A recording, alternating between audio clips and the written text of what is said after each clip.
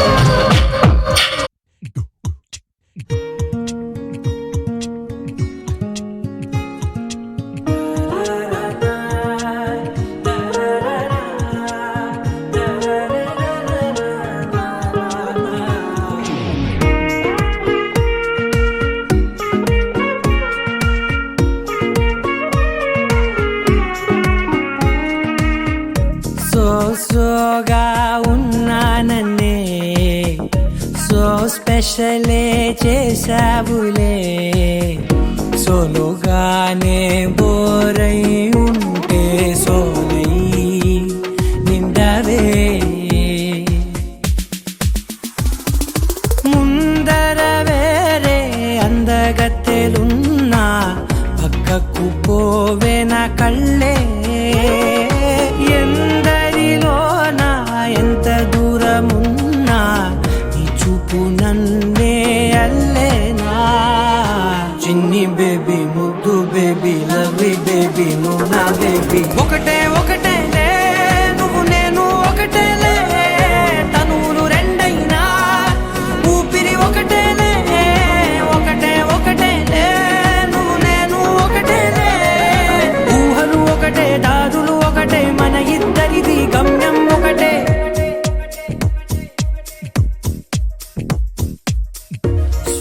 సోగా ఉన్నానన్నే so స్పెషలే చేసావులే సోలోగానే బోరై ఉంటే సోలై నిండవే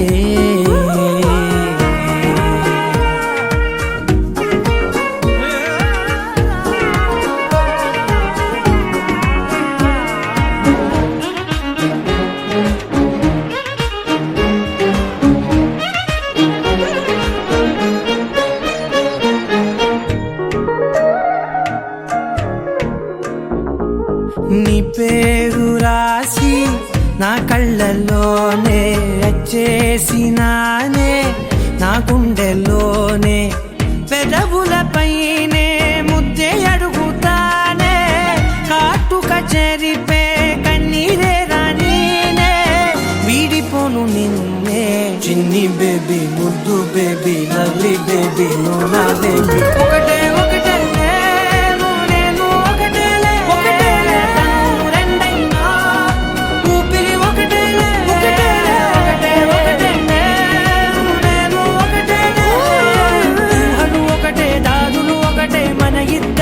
గమ్యం ఒకటే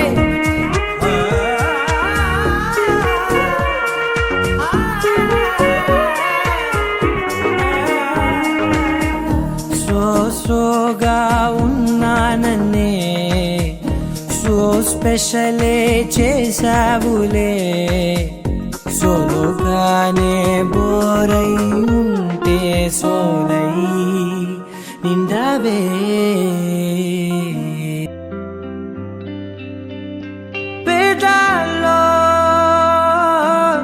ఒక చిన్ని ప్రశ్నే ఉంది నీకై క్షణాల్లో పడిపోని మనసే ఏది ఆ భ్రమే నిన్ను చెయ్యడానికే తన ఆస్తి మొత్తాన్నే ఖర్చు పెట్టుంటాడే అందాలా నీ కంటి కాటుకతో రాసే ఉంటాడే నా నుదుటి రాతలనే కుంకుమల నువ్వే చేరగా ప్రియా కోటి వర్ణాలయ్యా నేను ఇలాగవే పువ్వల నువ్వే చూడగా ప్రియా వెండి వర్షాన్నయ్యా వేడుకలాగా కుంకుమల నువ్వే చేరగా ప్రియా కోటి వర్ణాలయ్యా నేను ఇలాగవే కువల నువ్వే చూడగా ప్రియా వెండి వర్షాన్నయ్యా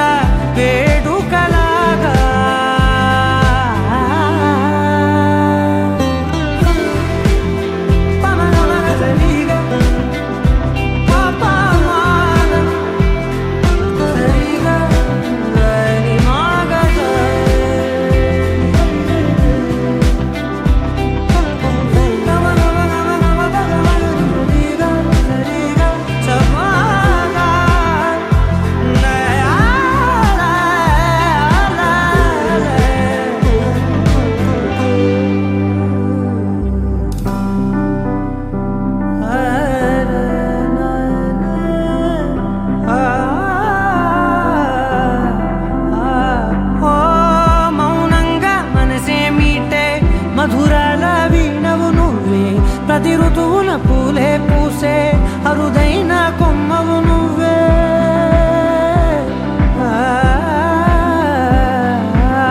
బ్రతుకంతా చీకటి చిందే అమావాసై నేనే ఉంటే కలిశావే కలిగించావే దీపావళి కళనే జాబిల్లే నీ వెనకే నడిచేనే నీ వెన్నెల నడిగేనే నీ వన్నెల నడిగేనే అందరా నీ కంటి కాటుకతో పైవాడే రాసే నా నుదుటి రాతలనే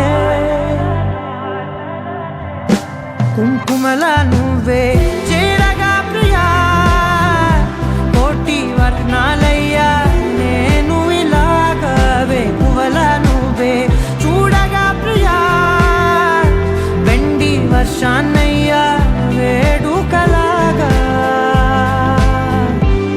కుంకుమల నువ్వే చేరగా ప్రియా కోటి వర్ణాలయ్యా నేను ఇలాగవే పువ్వల నువ్వే చూడగా ప్రియా వెండి వర్షానయ్యా వేడుకలాగా పమగమగ సరిగా పమగమగ సరిగా సరిగా దని మోగ దని పామగ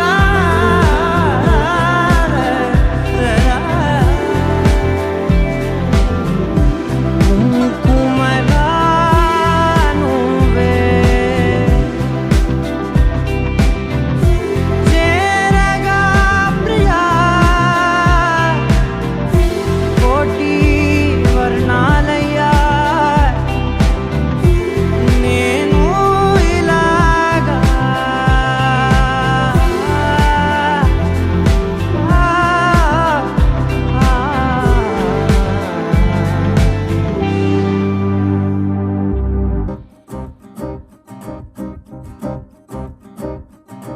లహరాయి లహరాయి గుండె వెచ్చనయే ఊహలే గిరాయి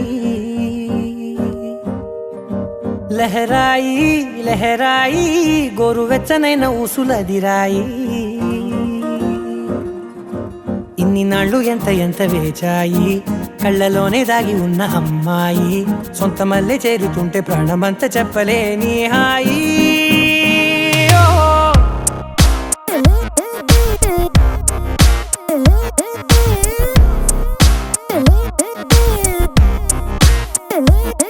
లహరాయి లహరాయి గుండె వెచ్చనయ్యే ఊహలే గిరాయి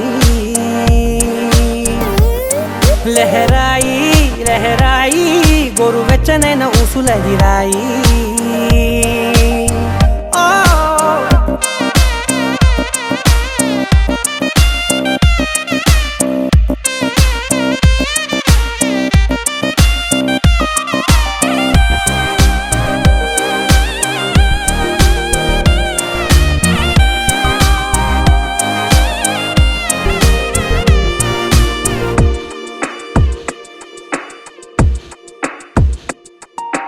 రోజు చెక్కిలితో సిగ్గుల తగువాయే రోజా పెదవులతో ముద్దుల గొడవాయే వంటగదిలో మంటలన్నీ ఒంటిలోకే వంపుతుంటే మరి నిన్న మొన్న ఒంటిగా ఉన్న ఈడే నేడే లహరాయి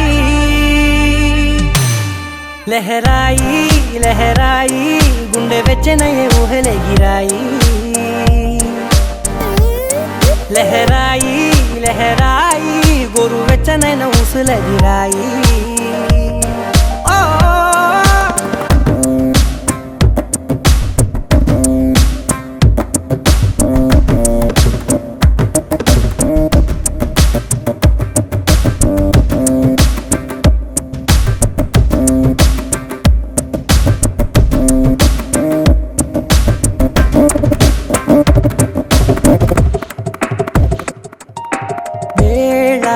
పాలలనే మరిచే సరసాలే తేదీ వారాలే చెరిపే చెరసాలే చనువు కొంచెం పెంచుకుంటూ తను బరువే పంచుకుంటూ మనలో కమ్మాయికం ఏకమవుతూ ఏకాంతాలే లహరాయి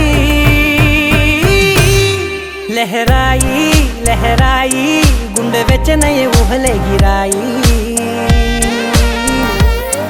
లహరాయి లహరాయి గొరు వెచ్చనైన ఊసులదిరాయి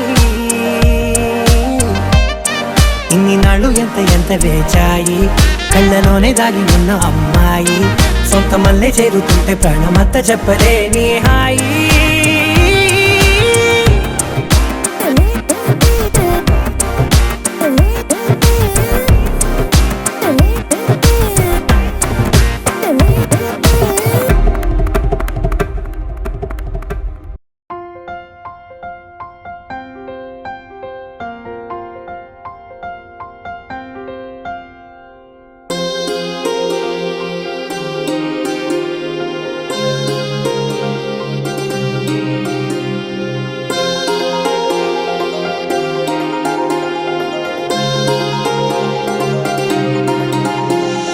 కళ్యాణమే వైభోగమే పరిణయమే మరి పెళ్లి సంబరమే కళ్యాణమే వైభోగమే పరిణయమే మరి పెళ్లి సంబరమే అందాల వరుడు పరిశుద్ధుడు చక్కని వధువు కన్యాకు అందాల వరుడు పరిశుద్ధుడు చక్కని వధువు కన్యాకు జరిగే పరిశుద్ధ వివాహమే పెరిగే నిరంతర సంతోషమే జరిగే పరిశుద్ధ వివాహమే పెరిగే నిరంతర సంతోషమే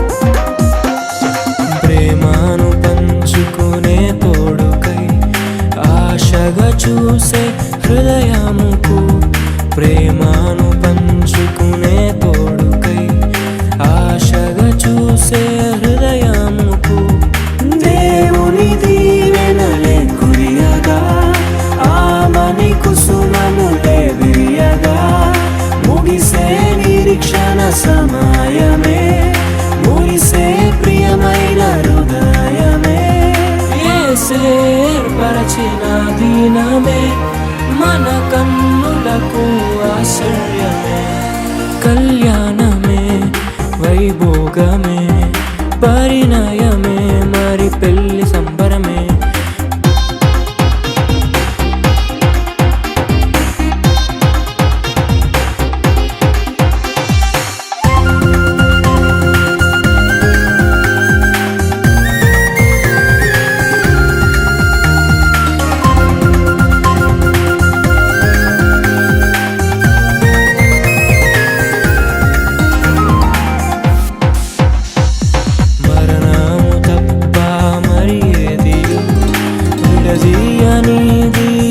బంధము మరణము తప్ప మరి ఏది విడదీయనిది బంధము వ్యాధి బాధ సంతోషంలో కలిమిలేని ఆరోగ్యంలో ప్రభువే ఒకటిగా దీవించే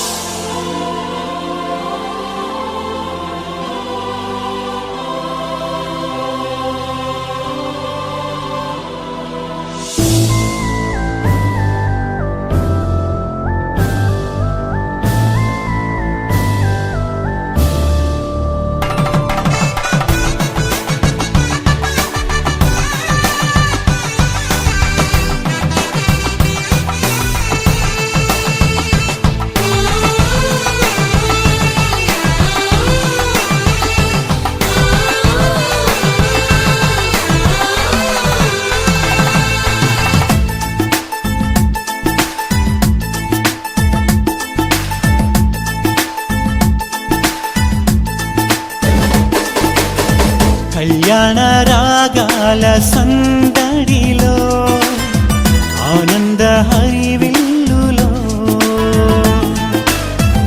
మల్లెల పరిమళ చల్లులలో కోయిల గానాలలో కళ్యాణ రాగాల సందడిలో ఆనంద హరివిల్లులో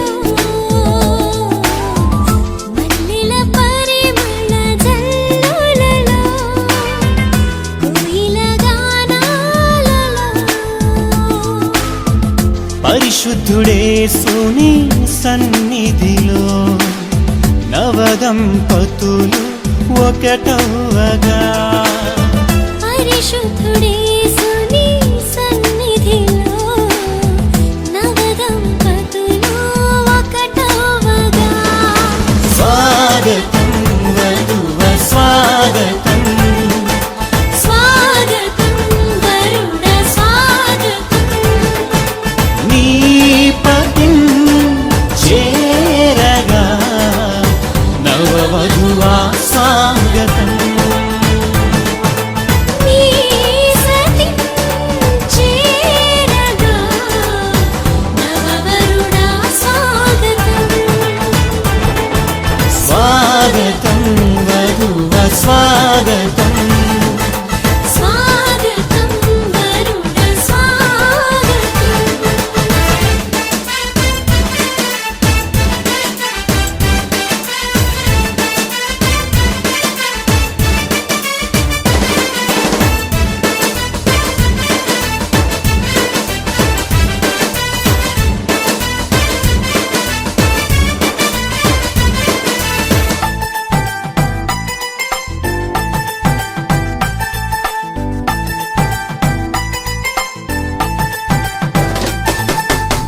నరుడు ఒంటరిగా ఉండరాదని జంటగా ఉండమేలని ఇరువురి కలయిక దేవుని చిత్తమై ఒకరికి ఒకరు నిలవాలని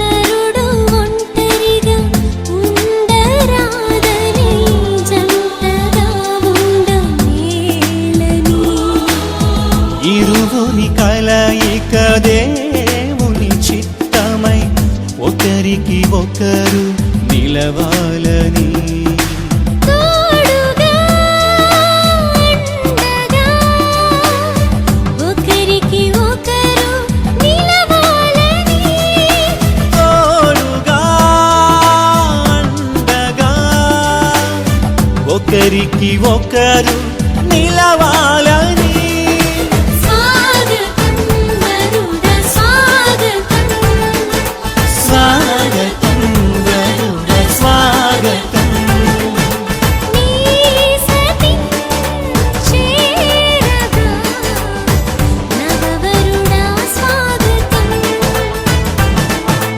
నీ పతిం చేరగా నవవధువా స్వాగతం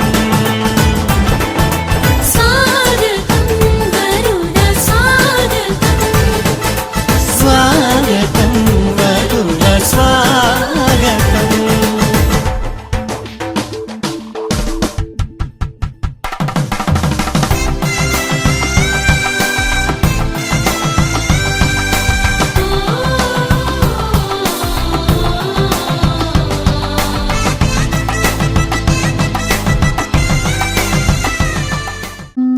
మనల్ని ప్రేమించదుగా నా తండ్రి ఈ స్థలంలో ఈ రీతిగా ప్రభా నేను స్థుతించుకునే భాగ్యాన్ని ఇచ్చినందుకు వందనాలు ప్రభా ఈ యొక్క ప్రభా ఈ గ్రామంలో ప్రభు ఇదిగో తండ్రి బావ కొండయ్య గారిని మనోహర్ గారిని ప్రేమించి ప్రభా ఇదిగో తండ్రి ఇచ్చిన కుమారుని బట్టి వందనాలు ప్రభా ఇదిగో నా తండ్రి నాయన ప్రభా నరుడు ఒంటరిగా ఉండట మంచిది కాదని నువ్వు చేసిన ఏర్పాటును బట్టి వందనాలు ప్రభా ఈ గృహంలో ప్రభా ఇదిగో తండ్రి ఈ వేడుక ప్రభు ఇంతవరకు జరిగించిన కార్యాన్ని బట్టి వందనాలు ప్రభా ముఖ్యమైన ప్రభా ఇదిగో తండ్రి ఈ సన్నిధిలో ప్రభా ఇదిగో తండ్రి వివాహం జరుగుతుండగా ప్రభా ఈ కార్యక్రమాన్ని మీరు ఆశీర్వదించి దీవించి ప్రభా ఇదిగో తండ్రి బిడ్డలు దంపతులకాయో బిడ్డలు ప్రభా, ఇదిగో తండ్రి చక్కని ఆరోగ్యంతో ప్రభా, ఇదిగో తండ్రి నువ్వు భయభక్తులు కలిగి జీవించే విధంగా వారి జీవితాంతం ప్రభా నీకు నాయన ప్రభా స్తుతులు చెల్లిస్తూ ప్రభా, ఇదిగో తండ్రి వారి కుటుంబాన్ని కట్టినవు కనుక ప్రభా కృతజ్ఞత కలిగి జీవించే భాగ్యం దయచేస్తామని ఈ యొక్క కార్యక్రమాన్ని మీరే ముందుండి సమస్త కార్యాలు జరిగిస్తూ ఘనత మహిమ ప్రభావాలు మీరే పొందమని మా ప్రభు అయిన యేసుక్రీస్తు పేరిట ప్రార్థించి వేడుకొంచున్నాము తండ్రి, ఆమేన్.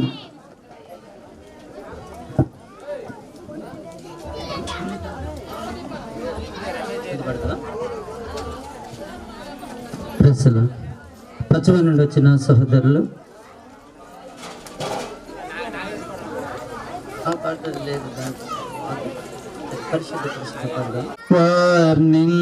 వర్ణింపగలారా పరిశుద్ధ జన కూడా పరమాత్మ రూపుడా, పరిశుద్ధ జన కూడా పరమాత్మ రూపుడా, నిరూపమ బల బుద్ధి నీతి ప్రభావ, నిరూపమ బల బుద్ధి, నిరూపమ బల బుద్ధి, నిరూపమ బల బుద్ధి నీతి ప్రభధారుడా, నరులను రక్షించు నరులను రక్షించు కరుణా సముద్ర, పరిశుద్ధ మగునాత్మ వరమూలుడు నా, పరిశుద్ధ ప్రభువా వరదూతలైన నిన్వర్ణింపగలారా. మిగిలిన మా యేసయ్య నీ ఘనమైన పాదాలకు వందనాలు, స్తుతులు, స్తోత్రమునైనా. ఇవి తండ్రి 50 మంది కలిసినైనా ఈ యొక్క వేసి దగ్గరికి నైనా మమ్మల్ని నడిపించి వివాహానికి ప్రతి ఒక్కరిని కూడా వివాహ కార్యక్రమానికి మమ్మల్ని నడిపించిన విధానం బట్టి నీకు స్తోత్రము తండ్రి. పరిశుద్ధాత్మదేవానికి స్తోత్రములు. ఈ యొక్క సాయంకాల వేళ సమయంలో నీ బిడ్డలందరినీ ఈ స్థలంలోకి నడిపించి వివాహ కార్యక్రమాన్ని ఘనంగా జరిపించడానికి మా మధ్యలోనికి నీ సేవకుల్ని ప్రజలను తోలుకొని వచ్చి ప్రభా ఇక్కడ నీ నామాన్ని మహిమపరచడానికి నీ కృప చూపినందుకు నీకు వందనాలు. పరిశుద్ధాత్మదేవానికి స్తోత్రము తండ్రి. ఇంతవరకు పాటల ద్వారా నేను మహిమపరిచే భాగ్యం ఇచ్చావు.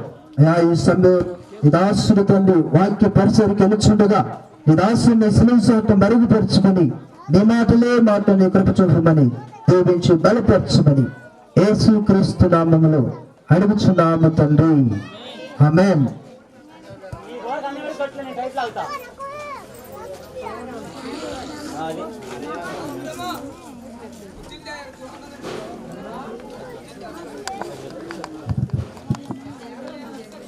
ఒక పల్లె పాడుకుందాం. 447వ పాట నుంచి ఒక పల్లె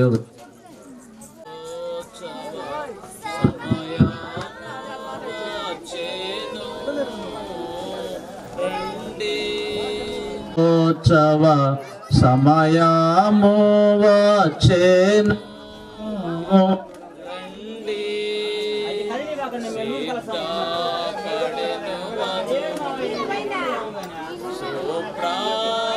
సుప్రాకాశముగాల సిద్ధపడెను వధువు, సుప్రాకాశముగాల నిర్మల వస్త్రములతో యేసుక్రీస్తుండే సంఘమునకు శిరసు, వాక్యావుదకము తోడా శుద్ధి పరచుచుండే, వాక్యావుదకము తోడా శుద్ధి పరచుచు వివాహోత్సవ సమయము వచ్చెను రండి.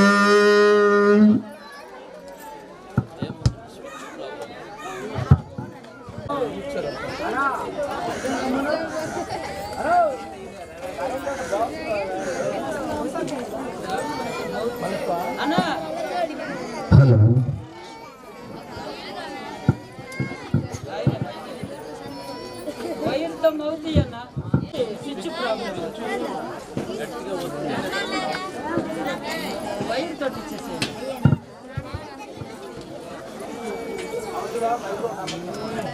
దేవుని వాక్యాన్ని విందాము. మౌనంగా ఉండండి కొద్ది సమయం. ఎందుకంటే మన కార్యాలు ఏమైనా కూడాను, వివాహ కార్యమైనా మరి ఏ కార్యమైనా వాక్యం వలన కనుక వాక్యం చెప్పుకొని ప్రార్థన చేసుకొని దేవాది దేవుడు దాన్ని పరిశుద్ధపరిచేవాడుగా ఉంటాడు అని బైబిల్ మనకి స్పష్టం చేస్తూ ఉంది. నుండెనుగా పెండ్లి కుమార్తె నుండెనుగా తన వధువుగా చేసిన ప్రభుకే స్తుతి చెల్లించదామో నిరతం. తన వధువుగా చేసిన ప్రభుకే స్తుతి చెల్లించదామో నిరతం.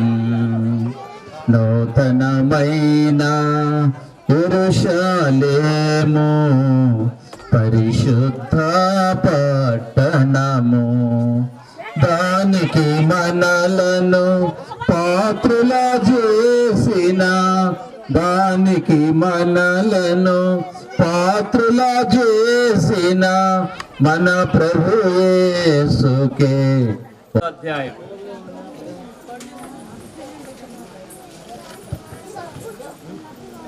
ఆది కాండం 2వ అధ్యాయం. అమ్మాయి వెనక్కి కూర్చొని చెప్పా షేర్ కొడతామని దగ్గర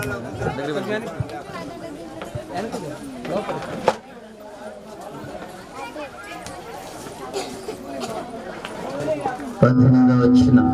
ఆది కాండం 2వ అధ్యాయం. సౌండ్ తగ్గించున్న. 18వ వచనం. మరియు దేవుడైన యెహోవా నరుడు ఒంటరిగా నుండటం మంచిది కాదు, వానికి సాటి అయిన సహాయమును వాని కొరకు చేయుదును అనుకొనెను. దేవుడైన యెహోవా ప్రతి భూజంతువును ప్రతి జాతి పక్షిని నేల నుండి నిర్మించి ఆదాము వాటికి ఏ పేరు పెట్టునో చూచుటకు అతని వద్దకు వాటిని రప్పించాను. జీవం గల ప్రతిదానికి ఆదాము ఏ పేరు పెట్టినో ఆ పేరు దానికి కలిగెను. అప్పుడు ఆదాము సమస్త పశువులకును ఆకాశ పక్షులకును సమస్త భూజంతువులకును పేర్లు పెట్టాను. అయినను ఆదామునకు సాటి అయిన సహాయము లేకపోయాను. అప్పుడు దేవుడైన యెహోవా ఆదామునకు గాఢ నిద్ర కలుగు చేసి అతడు నిద్రించినప్పుడు అతని ప్రక్కట ఎముకలలో ఒక దానిని తీసి ఆ చోటును మాంసంతో పూడ్చివేశాను. తర్వాత దేవుడైన యెహోవా తాను ఆదాము నుండి తీసిన ప్రక్కట ఎముకను స్త్రీనిగా నిర్మించి ఆమెను ఆదాము వద్దకు తీసుకొని వచ్చాను. అప్పుడు ఆదాము ఇట్లా, నేను నా ఎముకలలో ఒక ఎముక, నా మాంసంలో మాంసం, ఇది నరిలో నుండి తీయబడిన గనుక నారి అనబడును. కాబట్టి పురుషుడు తన తండ్రిని తల్లిని విడిచి తన భార్యను హత్తుకొనును, వారు ఏక శరీరం అయ్యుందరు. దేవుడు తన పరిశుద్ధ వాక్కులు మన కొరకే దీవించును గాక. చిన్న ప్రార్థన చేసుకుందాం. ప్రేమ కలిగిన మా తండ్రి పరిశుద్ధుడా, మీకు వందనాలు. మరి సమయంలో తండ్రి మహేష్ స్రవంతి వారి పరిశుద్ధ వివాహాన్ని మీ నామంపేట జరిగించేదానికి ఇచ్చిన ఈ సమయం కొరకు స్తోత్రాలు. పాటల ద్వారా మహిమ పొందినారు. ప్రతి విధమైన అల్లరిని విశ్వాసంతో బంధిస్తూ ఉన్నాం. ప్రభా, ఈ సమయంలో బలహీన దాసుని మీ శిలువ చాటును మరుగు చేసి ప్రభా మీ మాటలు దయచేయాలని ప్రార్థిస్తూ ఉన్నాం. పరిశుద్ధాత్మ సహాయాన్ని అందించండి. మీరు మాట్లాడండి. విని వారికి మేలు తండ్రి, వివాహం చేసుకున్న వారికి ప్రయోజనం, ఆత్మీయమైన గ్రహింపు మీరు తీసుకొని రావాలని ప్రార్థన చేస్తూ మీ దయా కనికరములు కోరుకుంటూ ఈ సమయాన్ని మీ చేతులకు అప్పగిస్తూ యేసు ప్రభు వారి ఘనమైన నామంలో ప్రార్థించి స్తుతించి వేడుకొనుచున్నాము తండ్రి, ఆమేన్. ప్రియులారా, ఈ దినం కొన్ని మాటలు మనం జ్ఞాపకం చేసుకుందాం. గత వివాహాల్లో కూడా కొన్ని విషయాలు చెప్పడం జరిగింది. మరి అలాగ ఎందుకు చెప్తూ ఉంటామో ముఖ్యంగా గమనించాలని మనవి చేస్తున్నాం. అపోస్తలుడైన పౌలు గారు ఒక మాట చెప్తారు. కొలస్సీలకు రాసినటువంటి పత్రిక 1వ అధ్యాయం 28వ వచనంలో ఏమని చెప్తారంటే, ప్రతి మనుషుని క్రీస్తునందు సంపూర్ణునిగా చేసి ఆయన ఎదుట నిలబెట్టవలెనని మరి గద్దించి బుద్ధి చెప్పుచు జ్ఞానయుక్తంగా దేవుని వాక్యాన్ని సువార్తను మేము ప్రకటిస్తున్నామని జ్ఞాపకం చేస్తూ ఉంటాడు. ఆ మాటలు మనం అందరూ గ్రహించాలి. కొంత సత్యాన్ని చెప్పడం వలన క్రమేణీ సంఘంలో సమాజంలో కొంత పరివర్తన రావాలి అనేటువంటి ఒక సదుద్దేశంతో తురుపుడు వ్యవహారం చేయకుండా కొద్ది సత్యాన్ని చెప్తూ ఉంటాము. అది మీరు వినాలి, నేర్చుకోవాలి. పిల్లలు బడికి వెళ్తారు ఎందుకు? నేర్చుకోవడానికి, చదువు నేర్చుకోవడానికి. మనం దేవుని సన్నిధికి వస్తాం ఎందుకు? దేవుని మాటలు నేర్చుకోవడానికి. వివాహంలోనైనా ఏ కార్యంలోనైనా మనం దేవుని వాక్యాన్ని చెప్పుకుంటాం ఎందుకు? నేర్చుకోవడానికి. ఎందుకండి చెప్పండి? అంతే. అది మనం తెలుసుకోవాలన్నమాట. తెలియకుండా మనం ఏదో చేసుకొని వెళ్ళిపోవడం అనేటువంటిది కాదు అనే ఉద్దేశంతో మరి కొన్ని సత్యాలు చెప్పవలసి వస్తూ ఉంటుంది.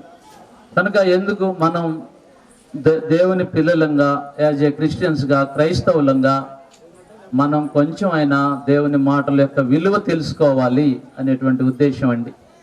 కనుక గమనించండి, గమనించి దేవుని మాటలు విని మేలు పొందాలని మనవి చేస్తూ ఉంటున్నాం. ఇక్కడ మనం చూస్తూ ఉన్నాం, దేవాదేవుడు నరుడు ఒంటరిగా ఉండడం మంచిది కాదని చెప్పి అతనికి సాటి అయినటువంటి సహాయం చేస్తానని చెప్పి తన హృదయంలో అనుకున్నాడు అని మనకు కనపడుతుంది.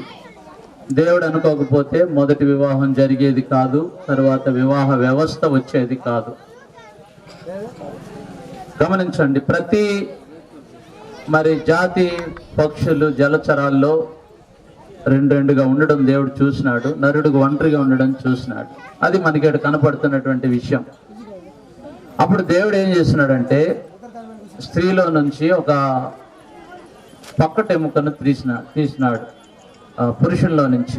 ఆదాముకు గాఢ నిద్ర కలుగు చేసి ఆదాములో నుండి ఒక ప్రక్కటెముకను తీసి స్త్రీనిగా నిర్మించినాడని బైబిల్ జ్ఞాపకం చేస్తూ ఉంది. ఈ మాటలు మనం గమనిస్తూ ఉంటున్నాం ఇక్కడ ఈ 2వ అధ్యాయంలో. అది ఏం చూస్తున్నామంటే 21వ వచనంలో, అప్పుడు దేవుడైన యెహోవా ఆదామునకు గాఢ నిద్ర కలుగు చేసి అతడు నిద్రించినప్పుడు అతని ప్రక్కటెముకలలో ఒక దానిని తీసి ఆ చోటును మాంసముతో పూడ్చివేసెను అని మనం చూస్తా ఉన్నాం. ప్రక్కటెముకలలో కాలు నుండి కానీ తల నుండి కానీ తీయకుండా ప్రక్కటెముకలో ఒక ఎముకను తీసి ఆ ఎముకను స్త్రీనిగా నిర్మించి ఆ గాయపడినటువంటి స్థలాన్ని మాంసంతో పూడ్చివేశాను అని వ్రాయబడి ఉంది. ఇది మొట్టమొదట మనం గ్రహించాలి. ఇది దేనికి సాదృశ్యంగా ఉంది అంటే, మరి ఒక బిడ్డ ఈ లోకంలో ఒక మాట మనం ఇక్కడ జ్ఞాపకం చేసుకుంటూ ఉంటున్నాం.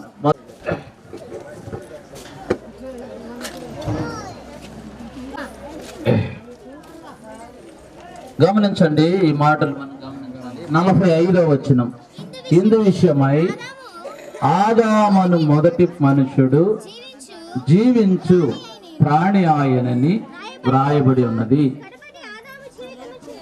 కడపటి ఆదాము జీవింపచేయు ఆత్మ ఆయను అని రాయబడింది. ఆదామును మొదటి మనుష్యుడు జీవించు ప్రాణి ఆయను అని వ్రాయబడింది. ఆదాము గమనించండి,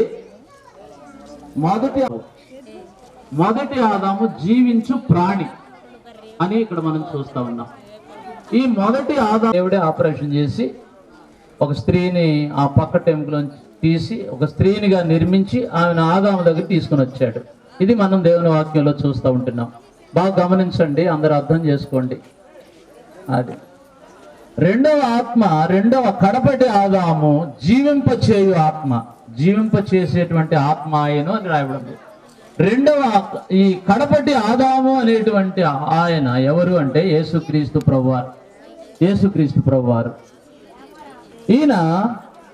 ఈయన ఎముకల్లో ఆయన మనలను జీవింప చేయడానికి మానవులందరూ కూడాను పాపాన్ని తీసుకొచ్చాడు. దేవుని ఆజ్ఞకు అవిధేయుడై పాపాన్ని తీసుకొచ్చాడు. యేసు ప్రభువారు మరి కృపాదానాన్ని తీసుకొచ్చాడు. రోమపత్రిక 5:12 నుంచి తర్వాత చదువుకోండి. ఆశీర్వాదం తీసుకొచ్చాడు, కృపాదానం తీసుకొచ్చాడు, పరలోకం తీసుకొచ్చాడు, రక్షణ తీసుకొచ్చాడు, పాప క్షమాపణ తీసుకొచ్చాడు, స్వస్థత తీసుకొచ్చాడు, నిత్య జీవం తీసుకొచ్చాడు. యేసు ప్రభు తెచ్చినటువంటి దానిని ఈ రోజున క్రిస్టియన్స్ కూడా అంగీకరించడం లేదు. యేసు ప్రభు ఇన్ని తెస్తే ఒక్కటి కూడా పొందుకోలేదు చాలా మంది. పాప క్షమాపణ లేదు, రక్షణ లేదు, బాప్తిజం లేదు, మారుమనసు లేదు, ఏమి. యేసు ప్రభు ఎన్నో ఆశీర్వాదాలు ఇచ్చాడు కానీ చాలా మంది వాటిని పొందని వారుగా ఉంటున్నారు. గమనించండి. సరే, ఈ మాటలు పెండ్లి కుమార్తె కూడా గుర్తుపెట్టుకోవాలి. యేసు ప్రభు ఏం తెచ్చాడు? రక్షణ, మారు మనసు, పాప క్షమాపణ తెచ్చాడు. ప్రభువుని నమ్ముకొని మీరిద్దరు దేవుని సంధికి రావాలని మనం చేస్తున్నాను. వీళ్ళకి కొన్ని హెచ్చరికలు ఇచ్చి ప్రార్థన చేస్తాను, వివాహం ప్రకటనలు చేస్తాను. గమనించండి. ఈ సమయంలో బాబుకు మూడు విషయాలు జ్ఞాపకం చేస్తాను. ఎఫెసీయులకు రాసినటువంటి పత్రిక 5వ అధ్యాయంలో ఒక మాట ఉంది. ఎఫెసీయులకు రాసిన పత్రిక 5వ అధ్యాయంలో మాట నేను ముగిస్తాను, గమనించండి. ఎఫెసీయులకు రాసిన పత్రిక 5వ అధ్యాయంలో ఒక మాట మనం చూద్దాం. 25వ వచనంలో ఈ మాట ఉంది. పురుషులారా మీ భార్యలను ప్రేమించుడి, అటువలే క్రీస్తు కూడా సంఘమును ప్రేమించుడి. చాలు, ఇక్కడ మాట మనం చూస్తున్నాం. పురుషులారా మీ భార్యలను ప్రేమించుడి. మీ భార్యలను ఏం చేయాలి? మహేష్ చెప్పు. స్రవంతిని ఏం చేయాలి? ప్రేమించాలి. ప్రేమించాలి. గమనించు.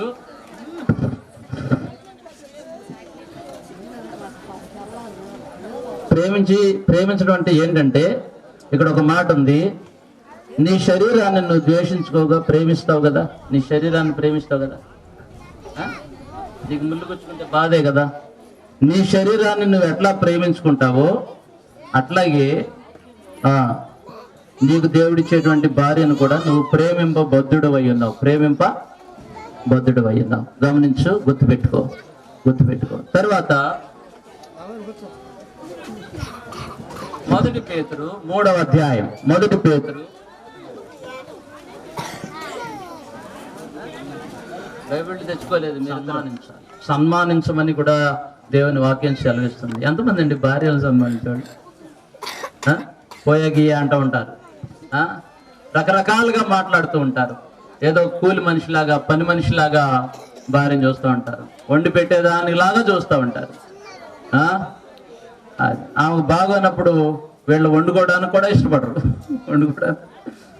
ఎంత దారుణమో చూడండి. బైబిల్ చెప్తుంది ఏంటంటే, జీవమను కృపావరంలో మీ భార్యలు మీతో పాలివారై ఉన్నారు కనుక బలహీన ఘటమని ఎంచి భార్యను సన్మానించమని బైబిల్ చెప్తా ఉంది.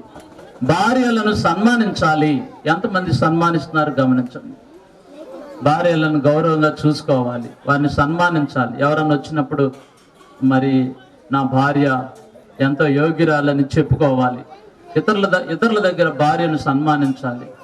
మరి భార్యను సన్మానించేటువంటి వారు ఈ రోజున అవసరము అని దేవుని వాక్యం మనకు సెలవిస్తూ ఉంది.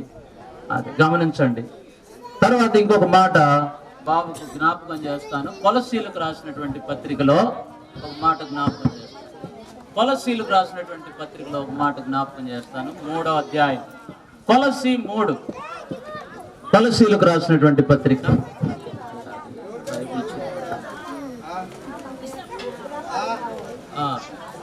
కొలస్సీలకు రాసినటువంటి పత్రిక 3వ అధ్యాయంలో ఒక మాట గమనించండి.